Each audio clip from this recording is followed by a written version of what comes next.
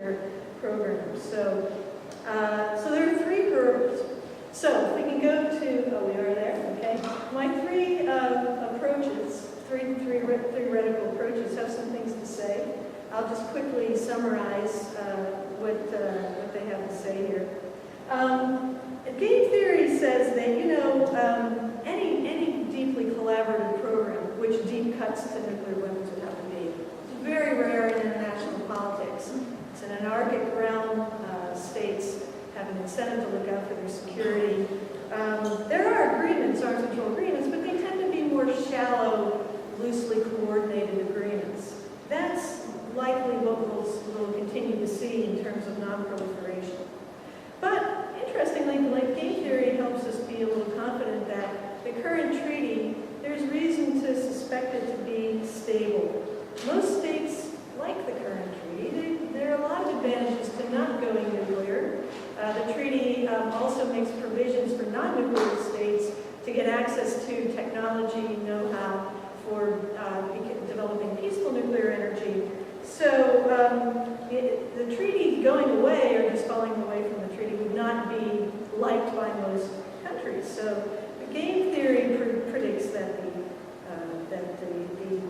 non-proliferation treaty will be, in its incarnation, fairly stable, barring any terrible events. Also, deep collaboration isn't forbidden, it's just seen to be highly unlikely. Okay. Prospect theory explores decision-making in risky situations and says, geez, there are a lot of reasons to go to global zero. Why don't more countries do this? Well, there is a risk-averse aspect to changing to something new. And so basically the decision makers have a status quo bias to stay with their current situation. However, prospect theory points out that if there are events that come to the fore, events that are said to be signal events that seem to carry unusual significance to people, they may herald future trends. They can shake decision makers out of their complacency and consider changes to the status quo. So, examples of signal events might be the 1962 Cuban Missile Crisis, which was indeed an incentive to the Soviets and the Americans to change what they had been doing earlier, which was to share some of their technology and certainly the know-how with their allies, to quit doing that and instead to work together to prohibit more proliferation. Also, the end of the Cold War can be, in 1991, can be seen as a signal event that helped basically shake preconceptions of decision makers and helped move us forward.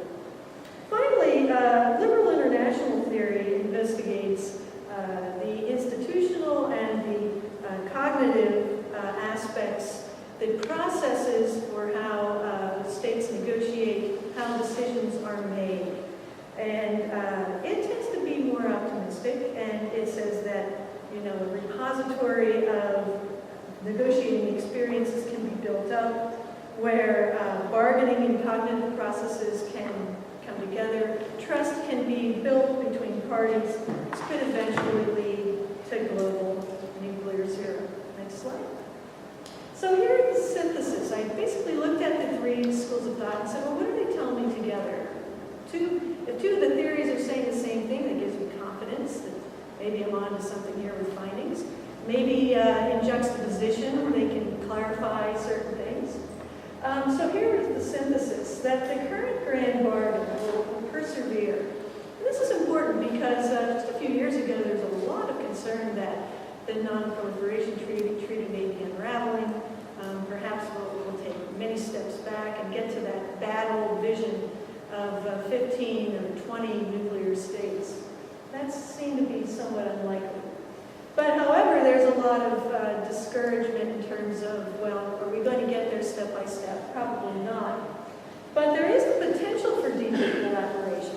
And if we go on to the next slide, those signal events can really help propel us forward. So basically, the signal events can help punctuate the status quo and help move beyond structural constraints and risk aversion by the elites to help basically fast forward us. And if we could go on to the next slide.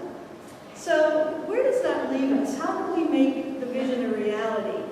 We're kind of forced by my analysis to wait around for signal events.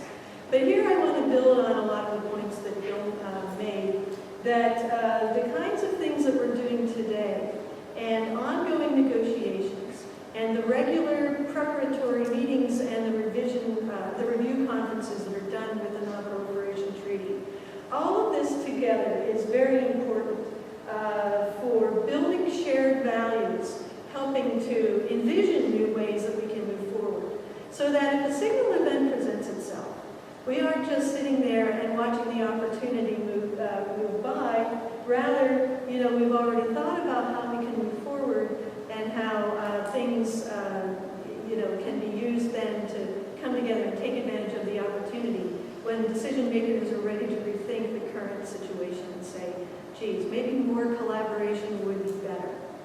So in the end, I'm fairly